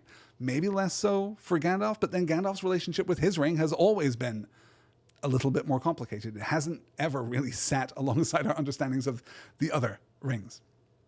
I'm fascinated by it. I am. I think it's a really interesting exploration of a part of Tolkien's essentialism that often goes overlooked. I think that, we've talked before about Tolkien's 19th century gender essentialism and his 19th century race essentialism, race theory essentialism, right? The ideas that he has inherited, some very fixed ideas about the kinds of people that there are, the kinds of things that make you the person that you are. We see that all across the Legendarium, both for good and ill. We have all of our problematic favorites, and we have all of just our really problematic elements that we don't, that we ourselves have to try and actively reconcile into a broader understanding of the Legendarium. And there's something here that speaks to that. There is something here that speaks to this idea that these crafted items in particular, crafted under the influence of Sauron, right? Let's distinguish this first and foremost. I don't think that Tolkien believes that this is a natural or invariable or inevitable product of art and artistry. He was, after all, quite a big fan of art and artistry. I don't think that we are supposed to understand that all craft is reflective of the owner or that possessing something of great beauty, of great power, kind of only ever amplifies your own internal instincts. But these rings are special because they are created by Sauron, or created in part by Sauron. They are supposed to be multiplicative. They're supposed to amplify those innate qualities. They are supposed to, because I think in part, that's where your weakness is, right? That's, and maybe we can speculate about, exactly the nature of dwarven weakness as it's conceptualized here, or the weakness of man as it's conceptualized, or even the weakness of elves too, for all that those three rings are distinct. But I think we understand that as we've seen here with his manipulation of Celebrimbor and the elves of Eregion, as we've seen with his manipulation of Ar-Pharazôn and the Númenóreans, Sauron is very adept at targeting that thing which makes you most vulnerable, which is, generally speaking, a flaw in your character. Like a flaw in your character is just too simple. It's too weak a way of putting it. That point of friction that exists between you and the world, that limit of your understanding, the limit of your wisdom at which you feel the rub, that is what Sauron targets. And that is what the rings play off of. This desire for longevity, this desire for wealth. He had no way of knowing, of course, that the dwarves are made of hardier stuff, that the dwarves are doughtier than the men of the West at this period in history, or at least less susceptible to this specific thing, partly because we might argue, or we might speculate, that they themselves are crafted things, right? That they themselves kind of inherit a resilience. They've got +4 to saving throws against enchanted items for exactly that reason, that they are themselves, or at least in their origin, were enchanted items. Okay. Let's get back to it. Let's maybe, where are we? 10:22. Let's see if we can do one more slide. I'm so thrilled that we actually got to where I really wanted to get to tonight. I thought it was going to take longer than that, but that is good. All right, let me share this slide out. Yet there came at length a stay in the onslaught of Sauron upon the Westlands. For it is told in the apocalyptically he was challenged by the might of Númenor. So great was the power and splendor of the Númenóreans in the noontide of their realm that the servants of Sauron could not withstand them. And hoping to accomplish by cunning what he could not achieve by force, he left Middle-earth for a while, and went to Númenor as a hostage of Tarkalion the king. And there he abode, until at the last by his craft he had corrupted the hearts of most of that people, and set them at war with the Valar, and so compassed their ruin as he had long desired. But that ruin was more terrible than Sauron had foreseen, for he had forgotten the might of the lords of the West in their anger. The world was broken, and the land was swallowed up, and the seas rose over it, and Sauron himself went down into the abyss. But his spirit arose and fled back on a dark wind to Middle-earth, seeking a home. There he found that the power of Gil-galad had grown great in the years of his absence, and was spread now over wide regions of the north and west, and had passed beyond the misty mountains and the great river, even to the borders of Greenwood the Great, and was drawing nigh to the strong places where once he had dwelt secure. Then Sauron withdrew to his fortress in the Black Land, and meditated war. So, the dwarves are corrupted into greed, and the kings of men are corrupted into Nazgul. The Nazgul are actually moving through the world at this point. Sauron styles himself the Lord of Earth. And we hit fast forward to get to the point where he heads out to Númenor. Tarkalion here, that I will call out, that is just the Sindarin name for Ar-Pharazôn. It's just that same, it's just the cognate of that. It's interesting that we don't get it until this point. I found myself looking at it and I said, that's definitely Ar-Pharazôn, but I don't know why. So I went and looked it up, and it is, yes, just the straight cognate there. And the way that we're presenting this, of course, that I'm fascinated by the fact that we don't get this perspective in the apocalyptic, right? We get this moment of Sauron laughing and being torn from his body, but it isn't presented as a moment of overextending himself, right? It is a glorious defeat in that moment. He has encompassed his goal. He has corrupted all the hearts of most of the people and set them at war with the Valar, and so compassed their ruin as he had long desired. Mission accomplished. Check. But this version of the story gives us something that is more true, perhaps, of Sauron, that evil is self-destructive, that he has found himself caught in this trap, in this consequence that he was ill prepared for. Though even here we have to question whether or not this is completely true. He had forgotten the might of the lords of the West in their anger, or so we are told. How do we know that? And again, you go to pull any other fantasy book down off your shelf, and you're probably not justified in asking that question. We know that because we know that, right? We know that because Raymond E. Feist says that we have to know it, or we know because, Patrick Rothfuss assures us that is the case, or George R.R. Martin just has a very definite opinion about what is going on under the surface of the story. But this is Tolkien. So when we're given unattributed declarations like that, we're not even getting, some have said, many have said, among the wise it is known that. We're just getting this presented to us flatly. So we're allowed, I think, encouraged, if anything, to question this. So this is setting the status quo that is going to get us from the fall of Númenor to the actual end of the Second Age, which is... I always find it slightly strange that the fall of Númenor is not the end of the Second Age, that it is, the Battle of the Last Alliance and everything that follows thereafter is the Third Age. But I suppose it makes more sense once we're looking at the effect of Sauron in the world, right? He is defeated here. There is a blow here, but then he's going to have 120 years, 115 years, whatever it is, to recalibrate himself in Mordor, and then we're going to confront him with the Last Alliance, with the mass of Númenor and the elves. Let's get to the coming of Númenor, and then I think we will call it quits there and finish up with the story, or come back next week with the story of Elendil. Isildur and Anarion were borne away southwards, and at last they brought their ships up to the great river Anduin that flows out of Rivanion into the western sea and the Bay of Belfalas. And they established a realm in those lands that were after called Gondor, where the northern kingdom was named Arnor. Long before, in the days of their power, the mariners of Númenor had established a haven and strong places about the mouths of Anduin, in despite of Sauron and the black land that lay nigh upon the east. In the later days to this haven came only the faithful of Númenor, and many, therefore, of the folk of the coastlands in that region were in whole or in part akin to the elf friends and the people of Elendil, and they welcomed his sons. The chief city of the southern realm was Osgiliath, through the midst of which the great river flowed. And the Númenorians built there a great bridge, upon which there were towers and houses of stone wonderful to behold, and tall ships came up out of the sea to the quays of the city. Other strong places they built also upon either hand. Minas Ithil, the tower of the rising moon, eastward upon a shoulder of the mountains of shadow as a threat to Mordor. And to the westward, Minas Anor, the tower of the setting sun at the feet of Mount Minduluin, as a shield against the wild man of the dales. In Minas Ithil was the house of Isildur, and in Minas Anor the house of Anarion. And they shared the realm between them, and their thrones were set side by side in the great hall of Osgiliath. These were the chief dwellings of the Númenorians in Gondor. But other works, marvelous and strong, they built in the land in the days of their power, at the Argonath, and at Aglarond, and at Erech, and in the circle of Angranost, which men called Isengard, they made the pinnacle of Orthanc of unbreakable stone.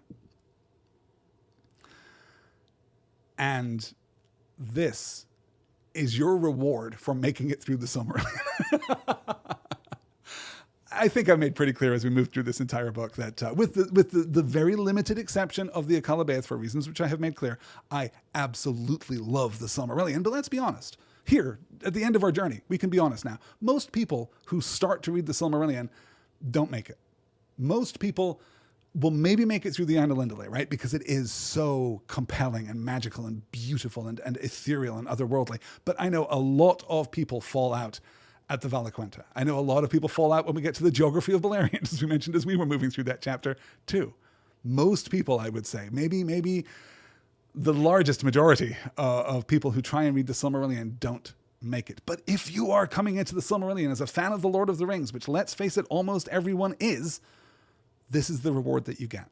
You get all of this, not just a recounting of familiar names, right? This isn't just fan service. This isn't just a list of proper nouns that you recognize from other things that you also like. This is the foundation myth. This is as essential to our understanding of Gondor and Arnor as the Ainulindale is to our understanding of the entire cosmology of Tolkien's Legendarium, of Tolkien's secondary creation.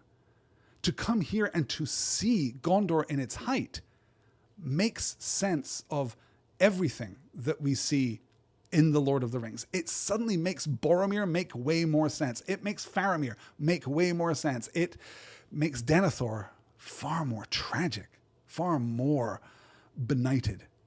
The scale of this wonder and its arrogance, right? That's the other thing, is Gondor is glorious. Osgiliath with the twin towers to the west and the east is glorious. But let's look more carefully at that, right? Let's look at Minas Ithil, the Tower of the Rising Moon, eastward upon a shoulder of the Mountains of Shadow as a threat to Mordor. That, I mean, really seems like a bad idea. That seems, again, a very provocative measure. Maybe this is a theme that we can extract from the last part of the Silmarillion here, that that occasionally good people ought not to be so damn provocative of their neighbors because it leads to bad outcomes. Glorfin David is asking, is it a coincidence or inspiration that Sauron's spirit hides and builds strength before rematerializing similar to Voldemort's? I forget whether or not Rowling has acknowledged the influence of The Lord of the Rings. She, in general, plays very fast and loose with her obvious textual inspirations, right? Back when I did a Harry Potter podcast, back when the world was less grim than it is today, back before certain qualities had been revealed, I looked at a book series entitled The Worst Witch, which came out, predated Harry Potter by, I think, 15 years or something like that. Very, very, very similar, very kind of combinatory of that kind of Arthurian spellcasting tradition and the faithful British boarding school drama, right? Kind of basically hybridizing the same two influences that Rowling hybridizes in the books of Harry Potter. And there are so many commonalities that I find it absolutely...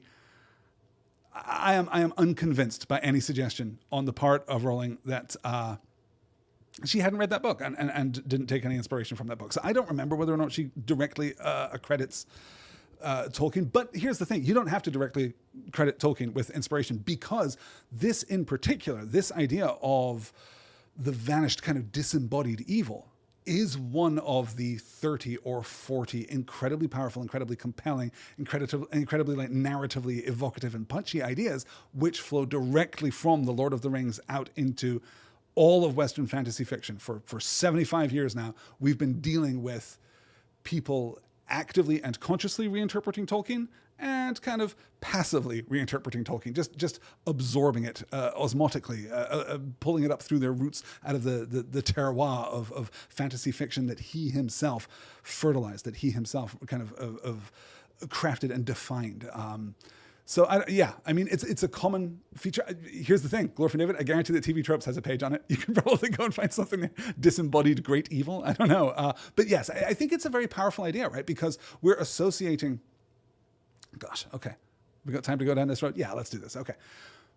The idea of the disembodied evil is immediately very attractive because it removes any possibility of like anticipatory action, right? The evil has been disembodied. We get the accounting of the forces of Númenor post Battle of the Last Alliance, right? They go into Mordor and they check it out and they're like, there's nothing here and it sucks and we don't want to be here, so they retreat. There's nothing physical for them to pursue. It is just this auric evil, right? And of course, he won't arise in Mordor again. He'll arise at Dol Guldur up in the Mirkwood, and we'll have a whole story about that in next week's show. So there's that.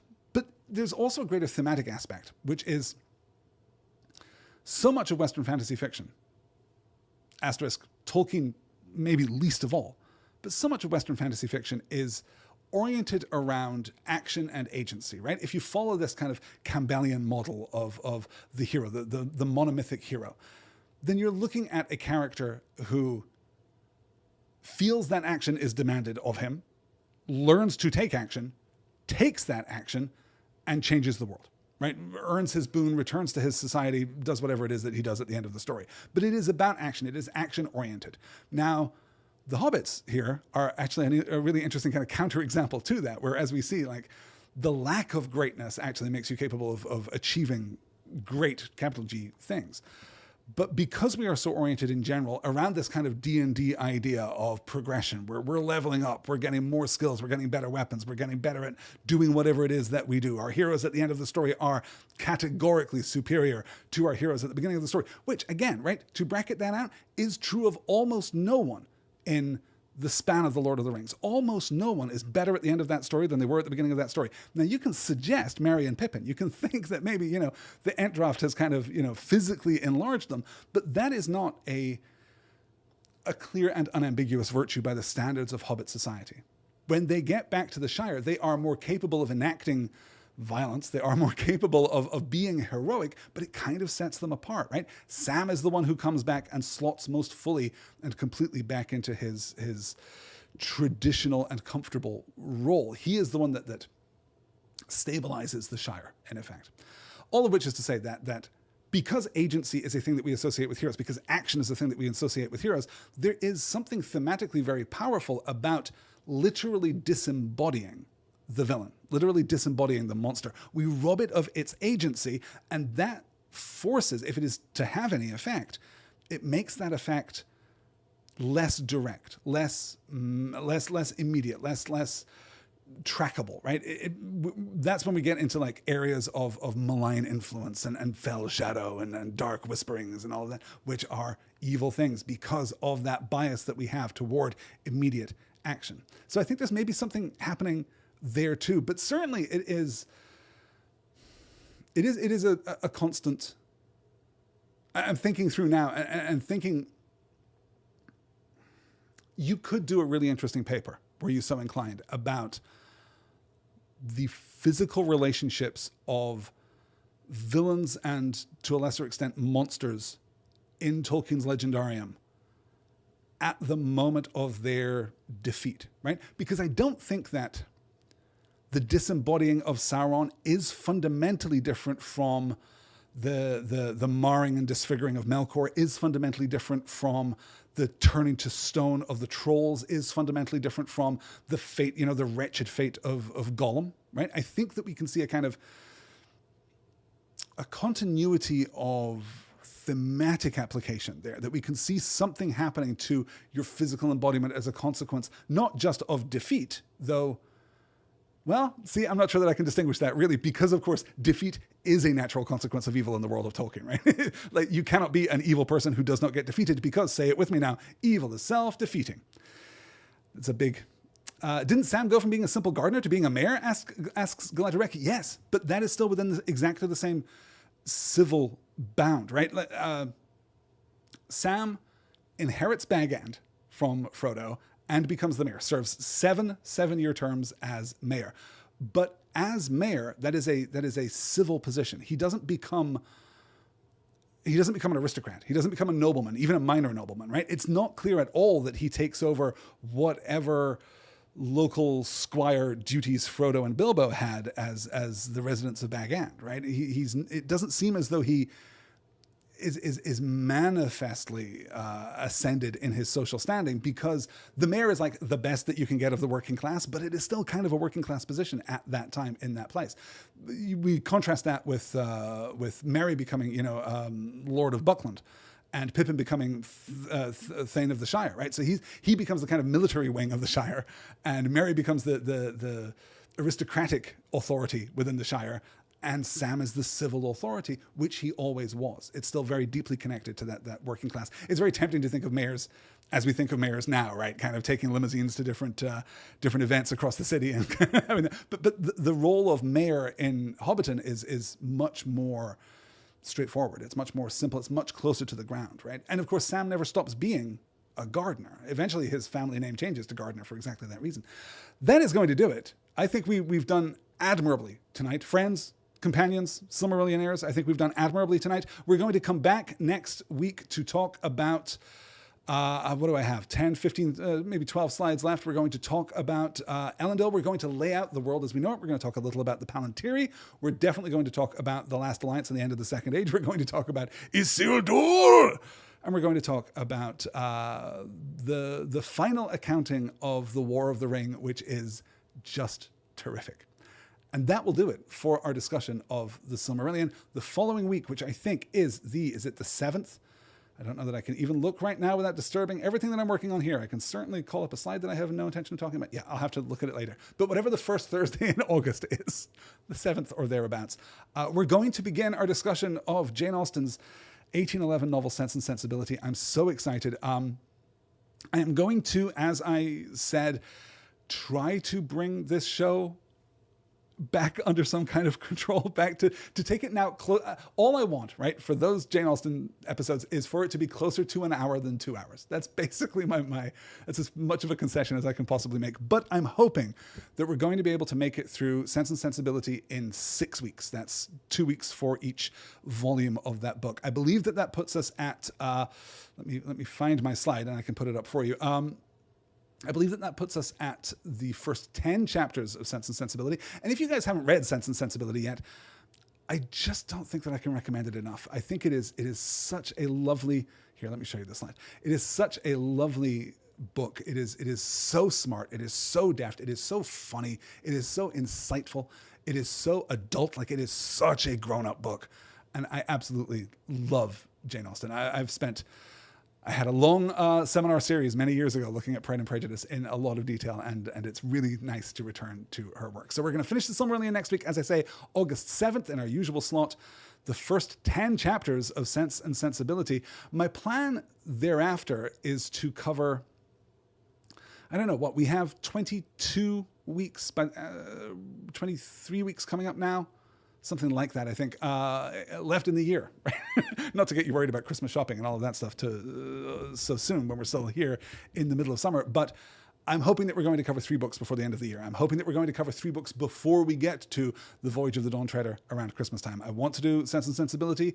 I want to do something in modern horror, probably through the month of September, the back half of September into October, and then squeeze in something else November through to the middle of December so that we can approach Dawn Treader with a great deal of passion. I don't know what that 3rd book is going to be. If you have thoughts on that, please do get in touch and let me know. We might do, I don't know, we could do some paranormal romance, do some I don't know. I don't know. I have expended all of my mental energy coming up with the rough layout of the structure, but that's about it. Glad Rebecca says, I don't mind 2 hours if it runs over. I like Sense and Sensibility, but I loved Emma. Jane Austen did not write a bad book. The only one that I have not really, really studied is Northanger Abbey. I really want to get into that. That's...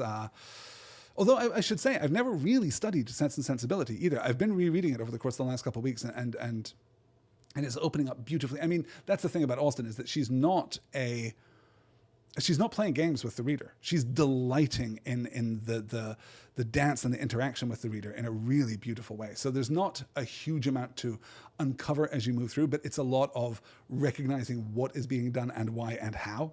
It's delightful. A very different kind of reading strategy than we're employing here for the Silmarillion. All right, that is going to do it for tonight. Glad Rebecca, Glorfin David, thank you so much for joining me. Everyone else who is watching live, thank you so much for joining me. If you would like to support this show, if you would like to help me make more of these podcasts, if you really insist that I take the Sense and Sensibility podcasts up to that 2-hour mark, head on over to patreon.com/nextword, where you can get access to, I don't even know how many, I honestly, I don't want to put a number on it because I have no idea how many bonus episodes there are, but there are dozens and dozens of bonus episodes. If you would like me to talk about, last week I think I talked about Sneakers, the 1992 movie, or I didn't talk about it last week, I talked about it a year ago.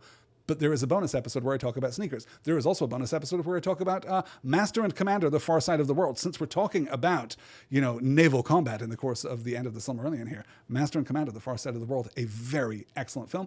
There's a podcast discussing that all the way over on patreon.com/nextword, where you can also find a weekly bonus show called Made It Through Monday that I record with the wonderful Elizabeth, and an after show for Shire Reckoning where we just kind of hang out and talk about Tolkien for another half an hour, even after the live broadcast is done. There's so much. If you haven't heard Shire Reckoning, check out Shire Reckoning, shirereckoningpod.com. That's it for ads. That's it for commercials. I'm out of here. Thank you so much for joining me. I will talk to you all again.